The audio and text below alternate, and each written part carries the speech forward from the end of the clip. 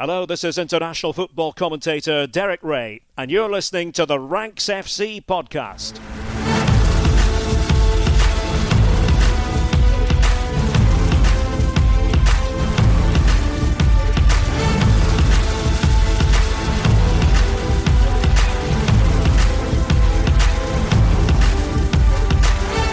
Hello, welcome to Ranks FC, and that is another year in the books for us. Thank you all so much for your loyal support on this podcast across the entire year. Whether you just listen here, whether you also listen on Patreon, whether you're new to the podcast, whether you've been listening since the BR days, thank you to every single one of you that tunes in. We hope you've all had a great 2025 and are looking forward to 2026. Jack is away travelling. It's honeymoon time for him. So today you've got me, but thankfully I'm joined by you, the Rank Squad, for a special Hot Takes episode to carry us into 2026 and come up with some bold predictions, some bold statements on what we've seen in 2025 and what we might get out of 2026. Thank you to everybody that's contributed to these over on the Patreon. I asked the other day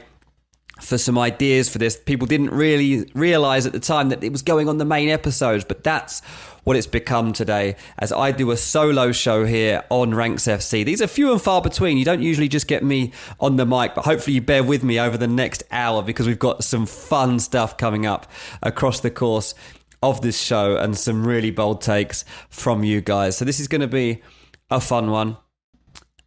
Before we get stuck into the main segment with all of the hot takes in it, and yeah, as I say, I promise you there are some really good ones for you to look forward to that will have you chuckling along, or perhaps making you a bit angry. I don't know, it depends who you support. I just wanted to quickly address what we probably would have done if Jack was around today, which would have been to have a look at some of the best things about 2025. And in particular, I think we would have done an award show of some sort. We talked about doing a show and probably leading it on our best player of 2025, or maybe our favourite player of 2025. And if we'd have had that discussion, I think we'd have talked about Ousmane Dembele, obviously. We'd have talked about Kylian Mbappe, Lamine Yamal. I think Rafinha would have come into the conversation, Vitinha. Dom Szoboszlai might have even made his way into the conversation, given the impact that he's been making at Liverpool. But when we'd mentioned it, I was going to pick Harry Kane. And so today, as a hot take, I'm going to say that the best player of 2025 was Harry Kane. He's had the best year anyway in my book. And I mean, from any standpoint, really, Kane's just been sensational. And I'm delighted for him that he was able to get a club trophy under his belt. Okay, if he'd have stayed at Tottenham, he'd have won the Europa League, fair enough. But he went to Germany, he played for Bayern Munich, and he won the Bundesliga. And that was so good for him. His curse was broken, and it was almost 700 games he'd played in club football before he got his hands on a proper trophy that wasn't a personal accolade. And you could see it meant the world to him. He was dancing around on the turf at the Allianz with the trophy. He was covered in beer. He was soaked. His teammates, poured the beer all over him, and his boss, Vincent Kompany. I think those two have teamed up pretty well. But Kane's general form has just been absolutely sensational. We've seen the stats of 100 goal involvements across the year. He's got 60 goals or something across the year. For club and country, he's just been marvellous. And finally, I think he's getting the recognition and the respect that he deserves. Obviously, we've known from an England perspective how important Harry Kane was in getting England to major tournaments, scoring goals that would get us into the latter stages of tournaments. But now we've seen him do it for Bayern on a big stage. And the rate at which he's been scoring is crazy. But his performance levels have just been brilliant as well. We've seen him changing his game, dropping deeper, bringing others into play. Some of the compilations that we've been seeing are just unbelievable. The way he's striking a ball, the way he's switching play, the way he's finding passes. it's been remarkable. And I think that Kane deserves so much praise for the way that he's come through this year, on top as far as I'm concerned. I think it's been so important for this time in Germany to go well for him. And I think it's gone even better than he could have imagined. I mean, Bayern have had some great strikers through the years, but you're looking at a time now where he might break like Lewandowski records across a season and things like that. That's how well things have gone for Harry Kane. Winning that trophy was his personal favourite moment too. He says winning his first trophy, a team trophy, was an amazing feeling. Great to get it over the line, and he had some special celebrations. And it helps motivate him to achieve more things to come further in his career. But yeah, just generally, there's just nothing he can't do. Like, his penalty record's great. He bags hat-tricks. As I say, connects play. He's got an unbelievable long-range pass on him. The way that he can play those flat, spinning balls across the field are just unbelievable. He scores against pretty much anyone he faces. There's no type of team that he doesn't score against. It's just been a brilliant 2025 for Harry Kane. So it was time for me really to hand him his flowers. And I just wanted to really address as well, like, my favourite football experience from a personal perspective of 2025, because obviously this has been different for me, right? Like, I'm in San Diego, and it's different. And I'm in MLS world, right? So this has been my first full season of following MLS. And in particular, I've had a season ticket at San Diego FC, and I honestly can't encourage you all enough to just go and watch football wherever it is. Because if I took the stance that a lot of English people would take of MLS, I wouldn't have bothered going along. I've always obviously watched MLS anyway because, like, I love football, but from Bleacher Report, I became more entwined in MLS, and I followed LAFC when their team was formed. And so I'd been watching them for a few years leading into me moving over here. And then obviously San Diego FC was launched, and this was their first season. So since February, I've been going. And it's been brilliant. Like, the community that's been built around it is great. The culture around it is great. And the team has been absolutely sensational. You know, I'm watching players here that I'd never heard of. I'd never heard of Anders Dreyer. I'd never heard of Tverskov. I'd never heard of Oni Valakari. I had heard of Thomas Engel because his dad's famous, but I'd never seen him play. I knew about Chucky Lozano. Fine. I knew about Luca Del Torre. Fine. But honestly, just generally, like, it's just been great to be part of a new club. Because obviously I've been going to watch Fulham for a long time. I had a season ticket at Fulham, and I've loved being part of that supporter set. And you become part of the club, especially at a club like Fulham that's a smaller Premier League team. If you support one of the giant clubs, I don't think you can feel as part of it. But when you're at Fulham and you've got like 20 to 30,000 fans of your own, like, I know what the die-hard Fulham crowd would be now. If we got relegated to the Championship, we'd probably be down to about 20,000 attendances. And I'd count myself as one of those 20,000 if I was in England. But, you know, a lot of the teams have hundreds of thousands, millions of fans. So at San Diego FC, I've managed to find a new community, and they delivered on the pitch as well. They got through to the Western Conference final. My kids have been coming along. My youngest, Reese, wasn't interested in football at all. He used to step over a football if it was in his way. But now he's started coming to San Diego FC. He's got the bug. He's got the kit. He loves it. He tears around the living room, pretending he's Anders Dreyer.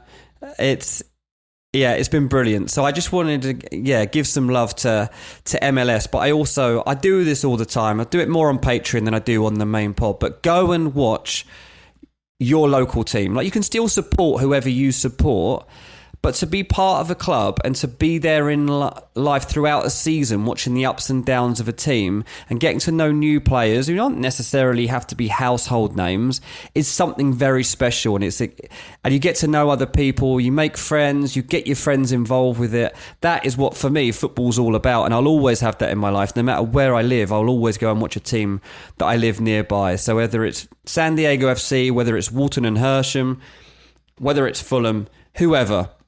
And I suggest that you guys do that too, because it will give you an even more fulfilling 2026 if you're watching more football and you feel part of the experience. Right, I'm going to be back in part 2 with some proper hot takes from you, the Rank Squad.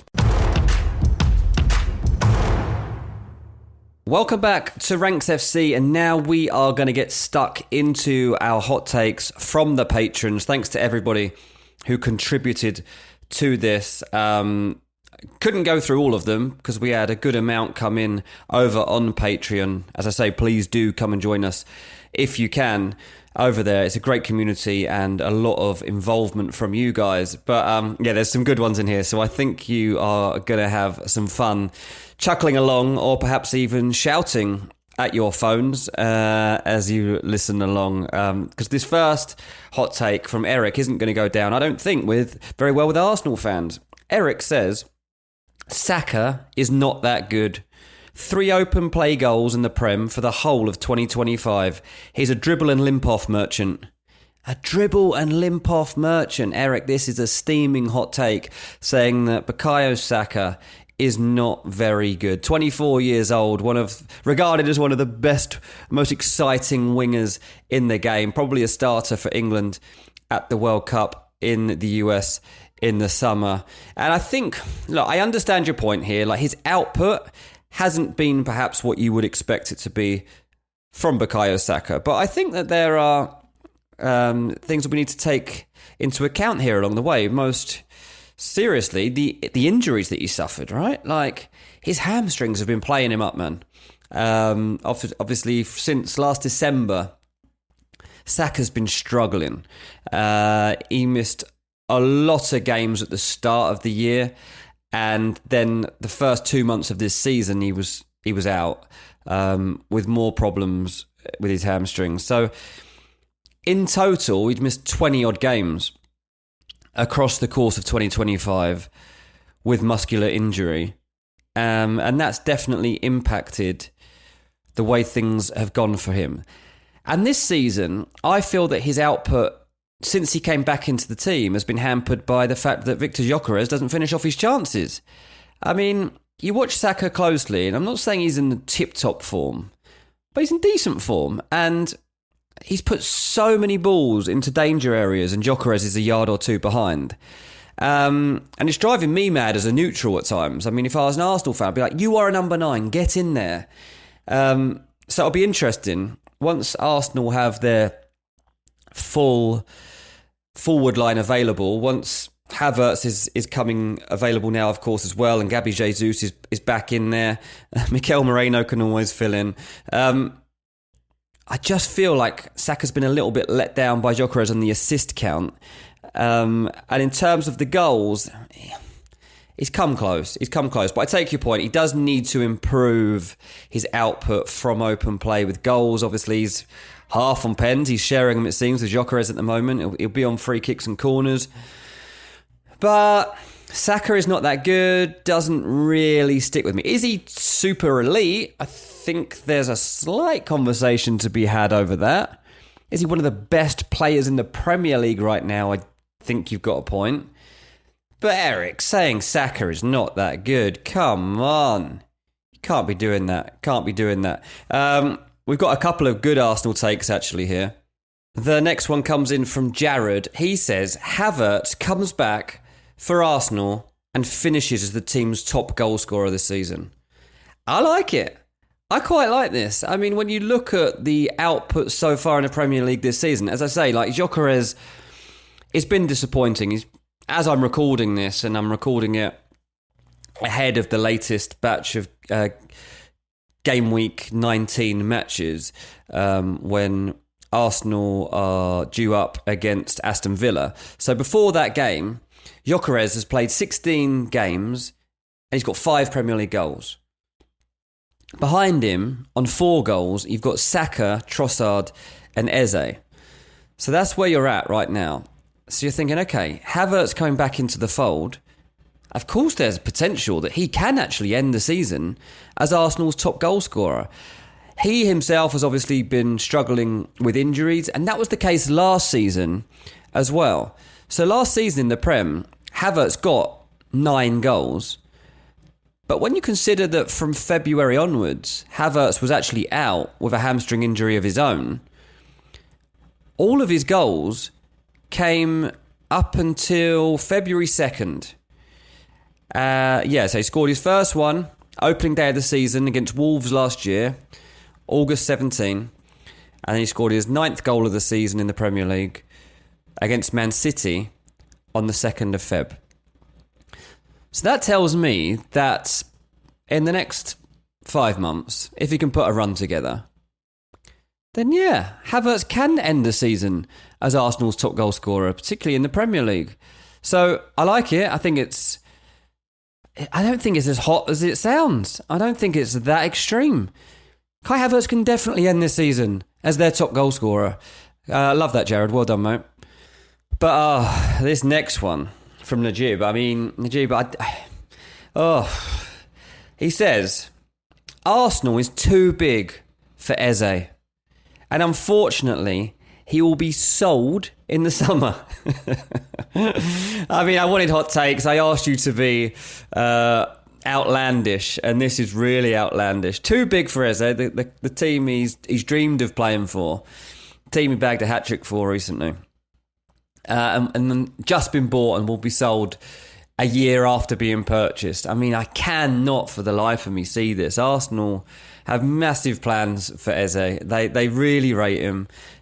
I accept that I don't know what his defined role is going to be in the team and whether he can make it his own in this Arsenal squad.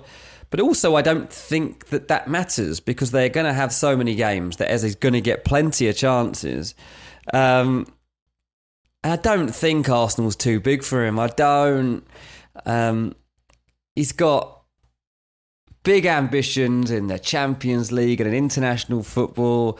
And obviously in the Premier League, he wants to be part of a title-winning team this season. And if Eze helps Arsenal lift that trophy in May, they're not going to be selling him. And where's he going to go?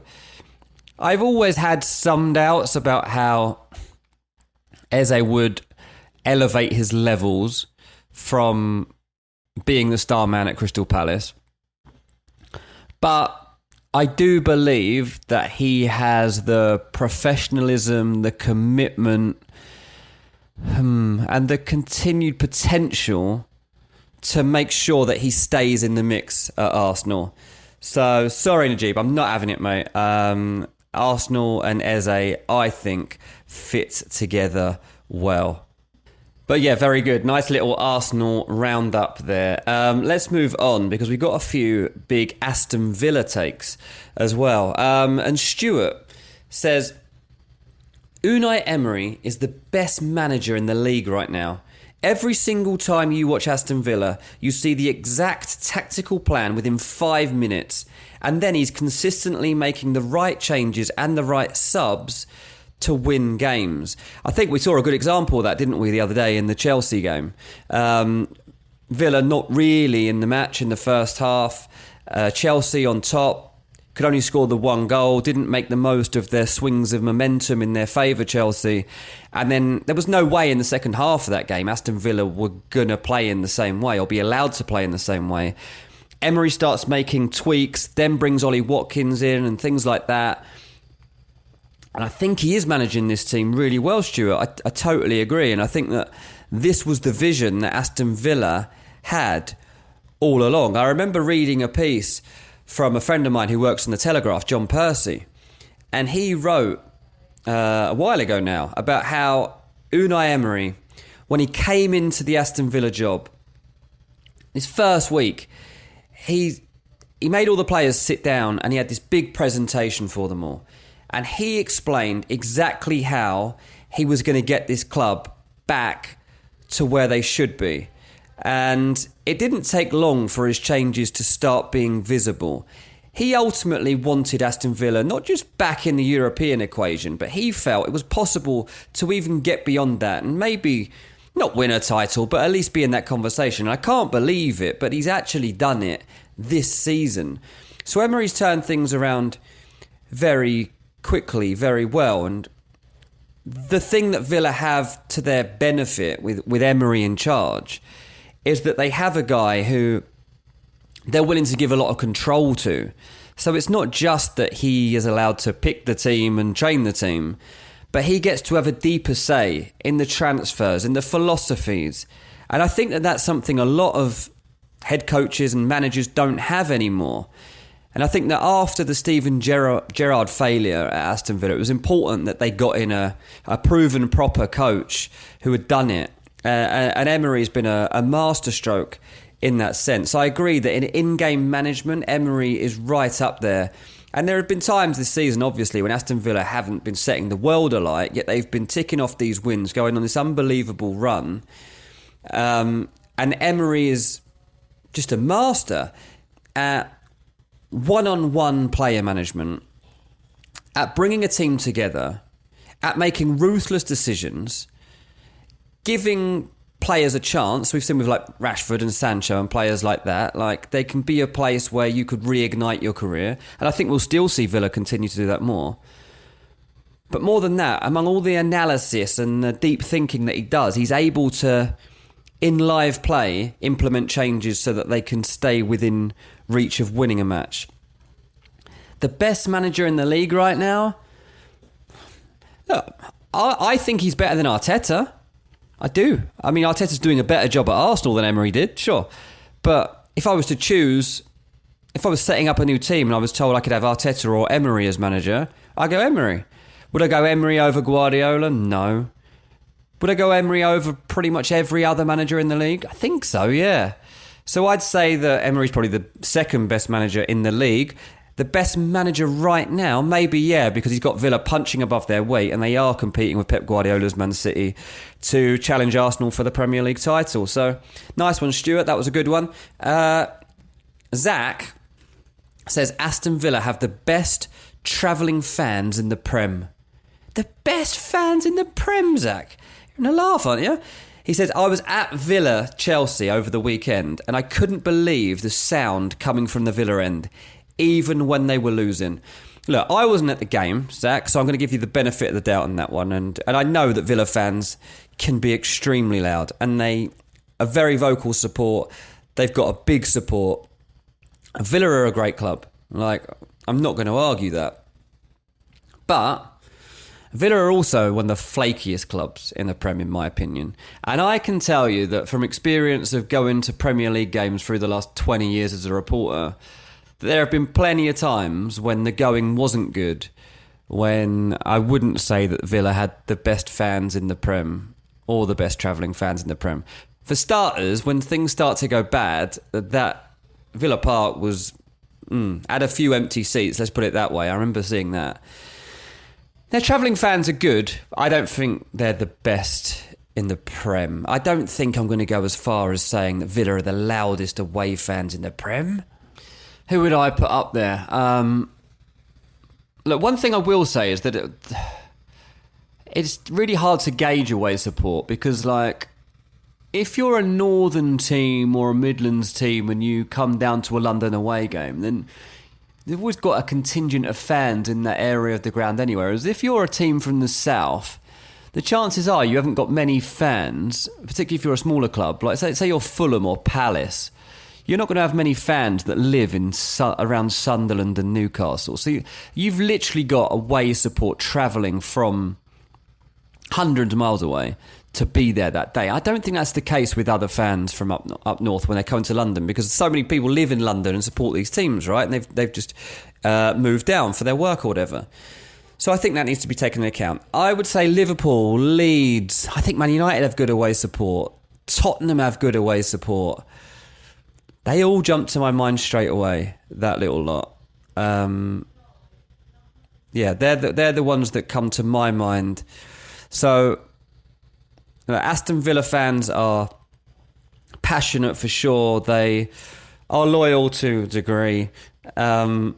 At the moment, I'm sure they did sound good, mate, because they are competing for the title. If Villa fans weren't loud at the moment, and they're never going to be. So I'll give you that Villa have a good away support. I'm not having the Villa fans have the best travelling away fans in the country. Do you know what? We should do a whole episode ranking the away support of every team in the Premier League. I'll need Jack for that one for sure, because I'd need him in the mix for up to date experiences that he's had of travelling around to games as well. So let's keep that one in mind. Nice one, Zach, though, for getting in touch with it. We've still got another Aston Villa one to come here, and it's from Dom.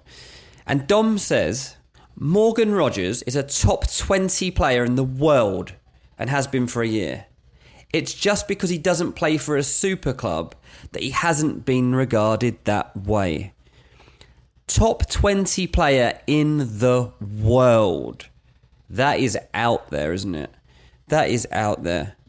So let's just remind ourselves of some other players who have had a very good 2025. And you're looking at Scott McTominay, Michael Olise, Vinny Jr., Jean Neves, Victor Gyökeres, Donnarumma, Lewandowski, Pedri, Cole Palmer, Harry Kane, Nuno Mendes, Kvaratskhelia, Desiree Doué, Achraf Hakimi, Kylian Mbappe, Mohamed Salah, Rafinha, Vitinha, Lamine Yamal, and Ousmane Dembele. So that's a top 20 just I've rattled off just by looking at a quick list of Ballon d'Or contenders for this year, and a top 20 list that I've just stolen straight off goal.com.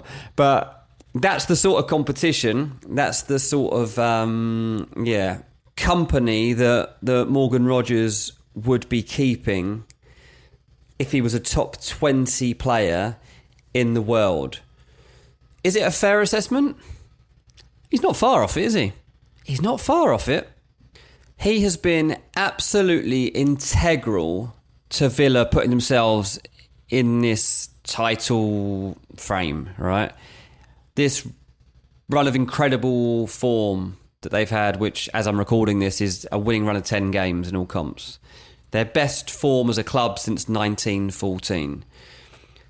Right? Rodgers scoring goals, scoring spectacular goals, working relentlessly on his technique, on his mindset. He talks himself about he's in the best form of his career, but he's also in the most confident mood he's ever been in.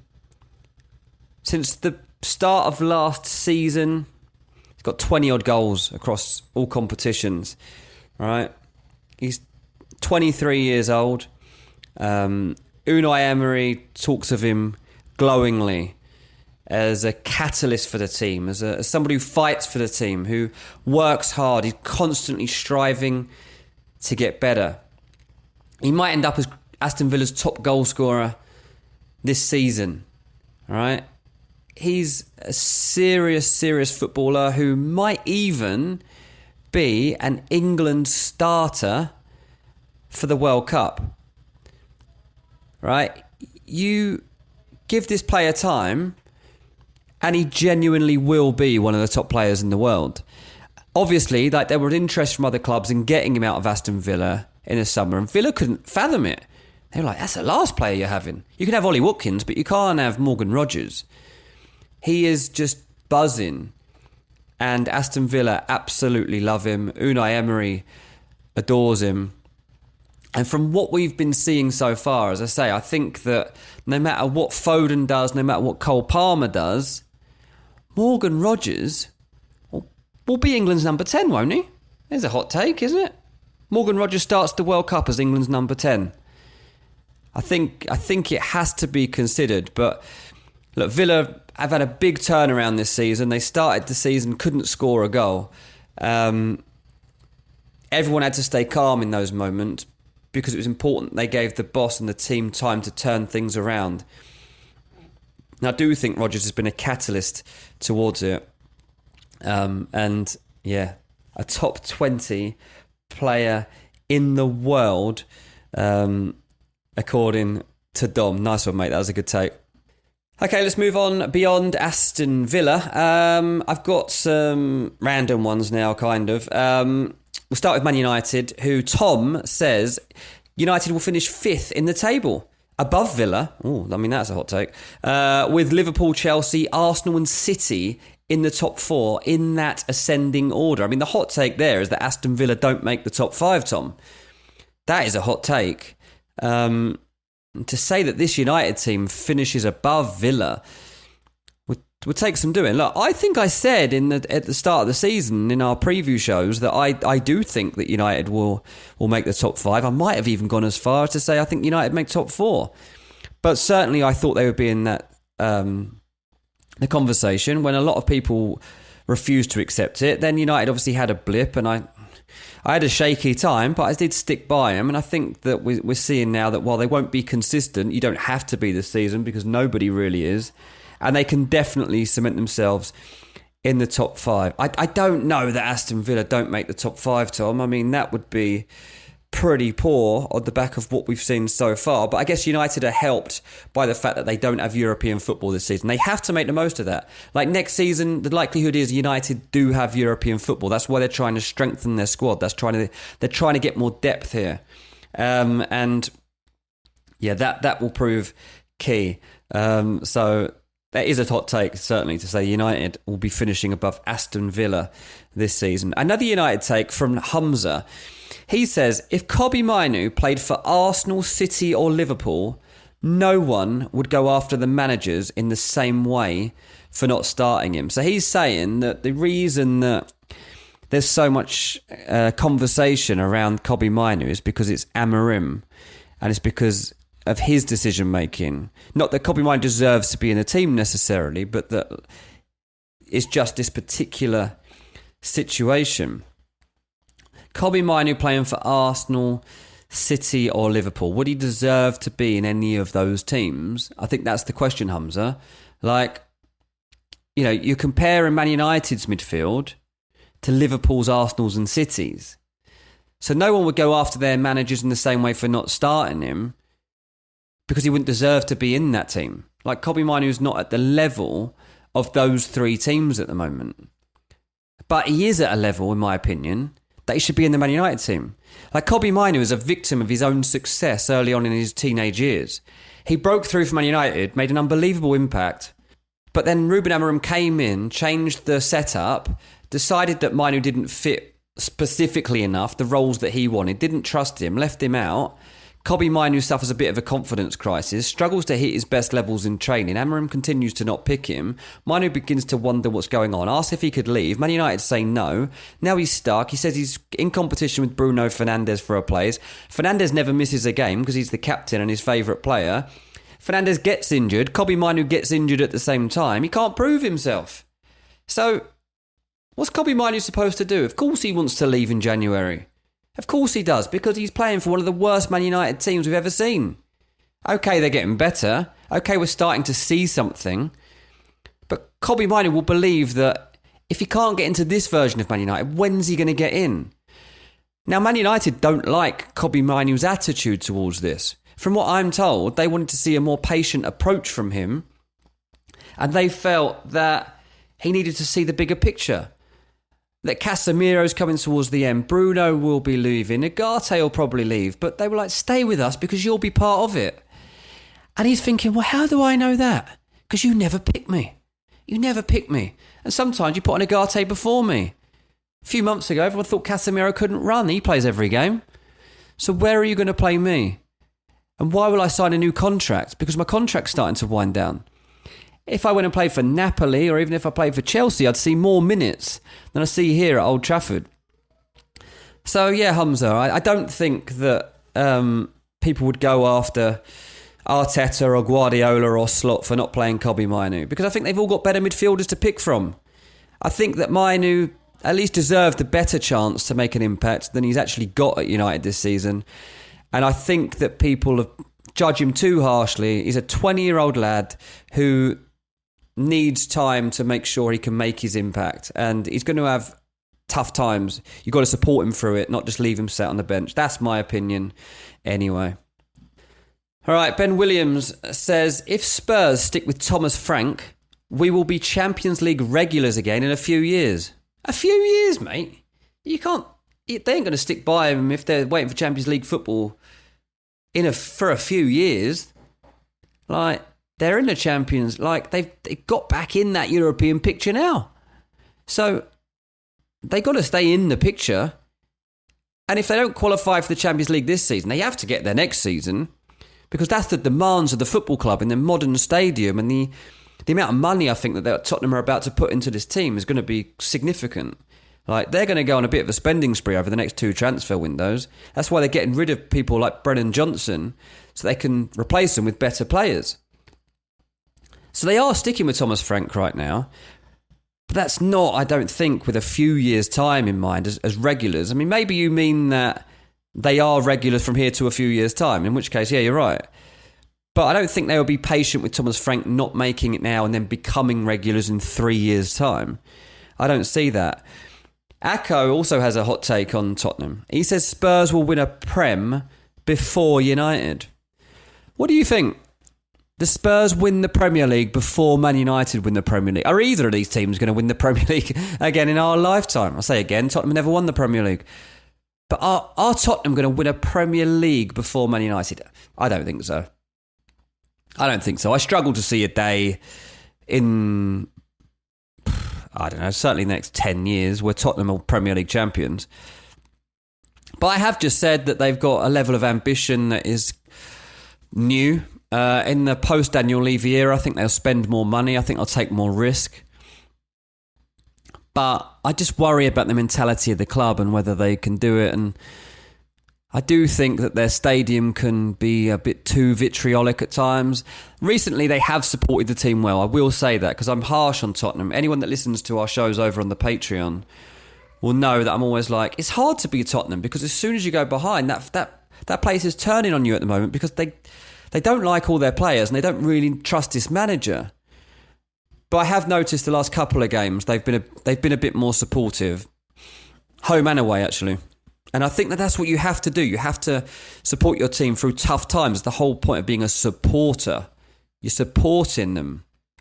You've got to be there through the tough times.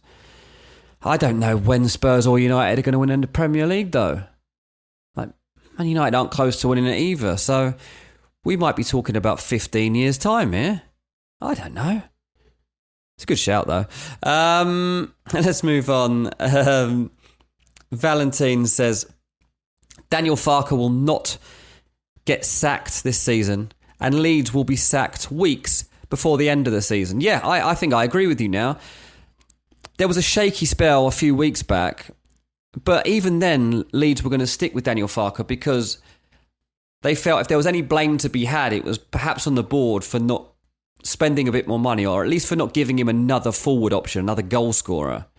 But obviously since then, Dominic Calvert-Lewin came into a run of a good form. He's been banging them in. If he continues that, then they'll be fine. Farke's had to ride a couple of waves at Leeds, but he's still there. He's still got his head above water, and I think you're right. I quite fancy Leeds to stay up now, and I think it's exciting that this is the situation that we've got ourselves into. Right, last couple. And again, these two are really hard for me to quickly debate on this show because one, I'd want to bounce these off of Jack, and two, I think they could make episodes of their own. So I'll leave these for you guys to ponder before we get to part 3. Jonah says Christian Pulisic is a top 5 winger in the world on current form. I think that end bit is key. On current form, I think you're right. Is he one of the top 5 in the world generally? I don't know. But for the way that he's been performing, then yeah, I'd probably say it. But again, I'd love to I want to get stuck into more of these sorts of episodes in the new year, ranking positions a bit more, and let's see if we can come up with some categories to do that. And definitely Pulisic, especially because we've got so many of you in the US. I know I'd be interested to know where we rank Pulisic. Maybe that's one that we drag Sam back into, actually. We need to get Sam Ty on this pod more, don't we? Involved with me and Jack. So maybe that's one for him, or I'll wander around San Diego and do a bit of a vox pop and go around to see what people here think of Christian Pulisic and just how good they think he is. And the final one is from Finn, and he says Bart Verbruggen at Brighton is a top 5 goalkeeper in the world.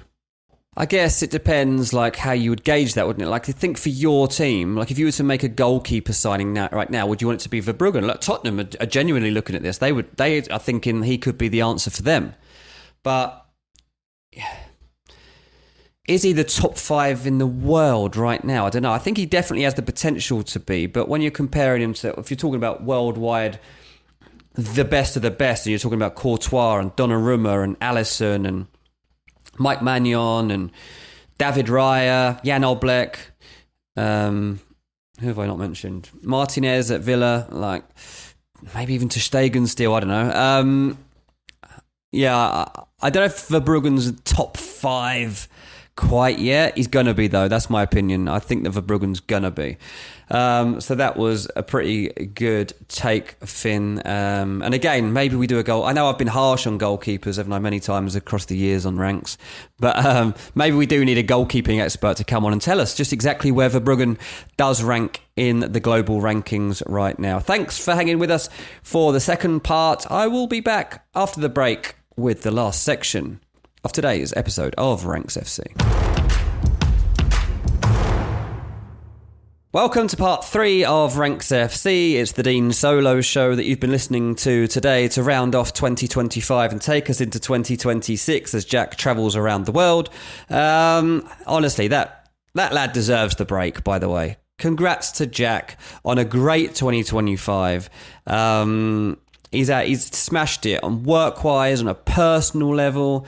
He's had a great year, and we're very proud of him here on Ranks. So, Jack, it's very, very rare that he's not on a pod. Even when he goes on holiday, he'll usually find time to record. But this time, no. He's enjoying himself. And I'm very pleased for him and Lucy that they get this time together. And Rio looked absolutely amazing from the pictures that I've seen so far. Listen, we're going to round off this episode of Hot Takes by getting stuck into 3 that were left over. As I say, sorry if I didn't get stuck into yours today and you put one on the Patreon. There is a chance that we'll come back to them, either to be addressed on the Patreon show itself, or to maybe be turned into another episode of the main Ranks FC. So don't fret, you might still make it, and it doesn't matter anyway because all the other patrons would have read what you wrote and would have thought about it, and your thoughts are always welcome and appreciated. So listen, these ones are a bit different because they're not club specific. We got Nick. Now Nick says, shouldn't the offside rule be like the goal line technology rule?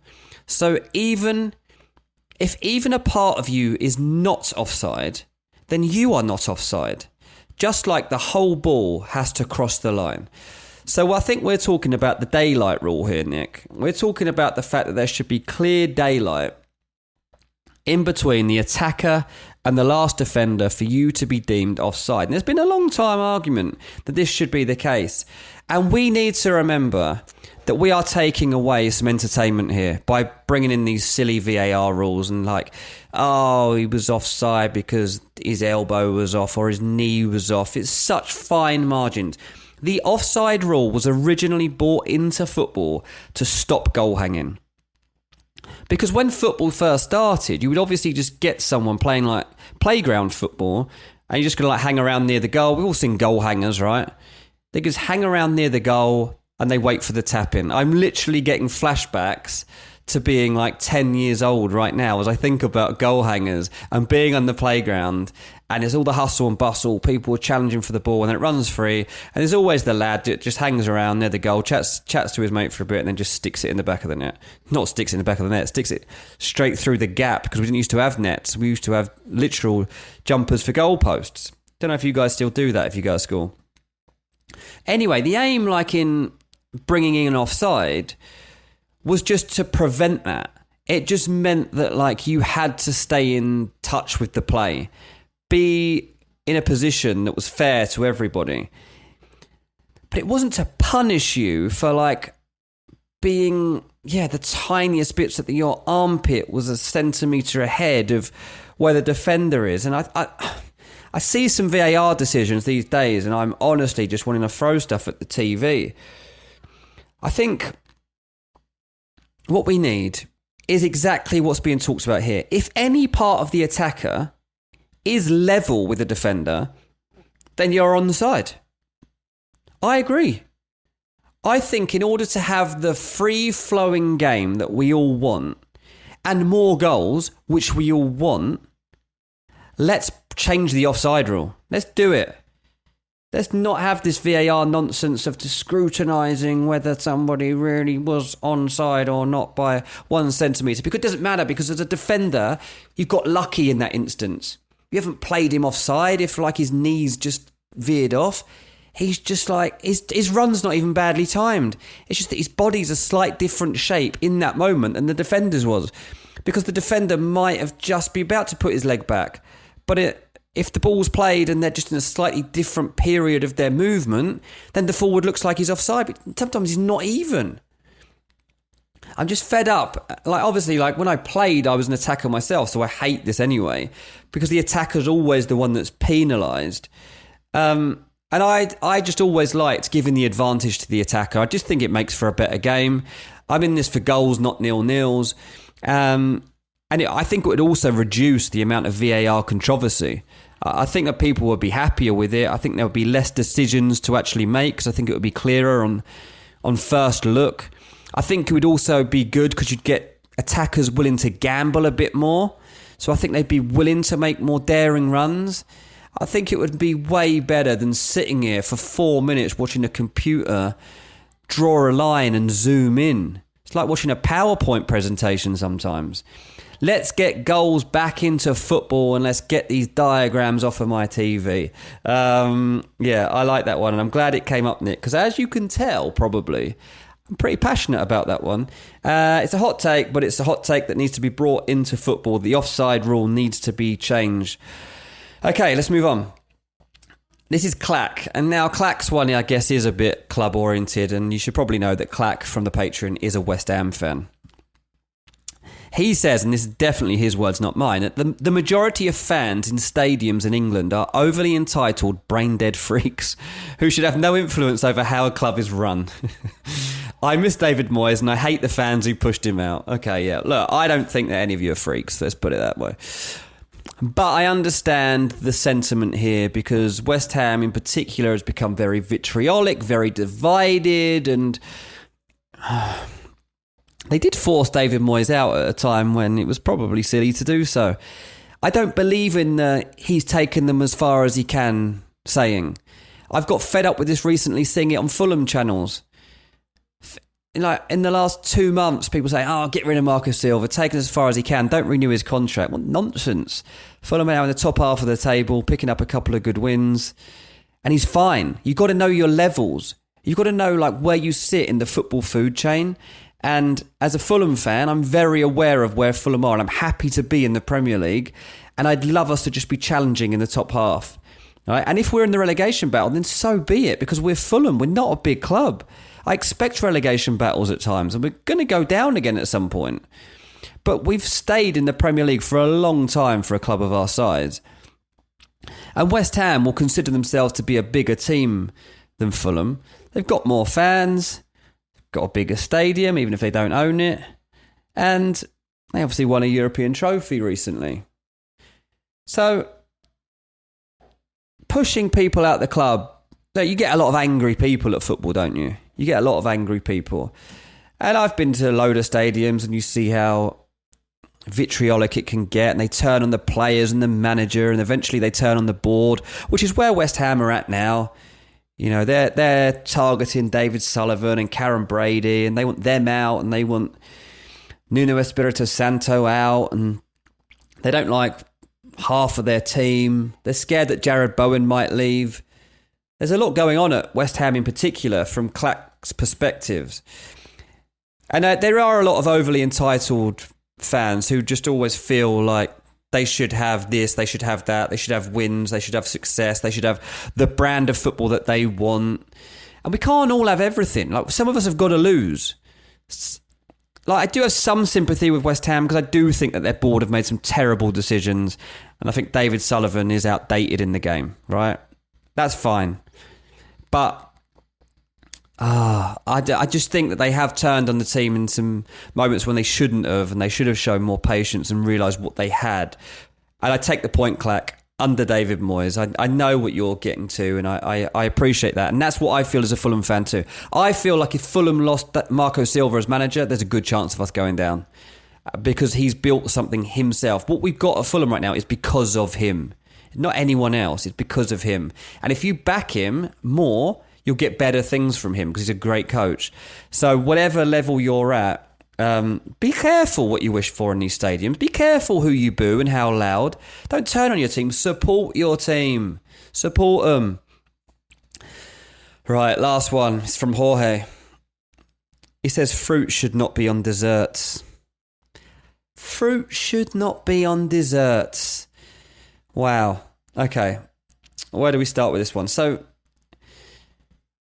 obviously you can have chocolate desserts. But fruit absolutely belongs on desserts, doesn't it? You've got to have that balance. And what if you don't like chocolate? Or what if you just want something, you just want that sweetness at the end of your meal? Look, I like a strawberry cheesecake.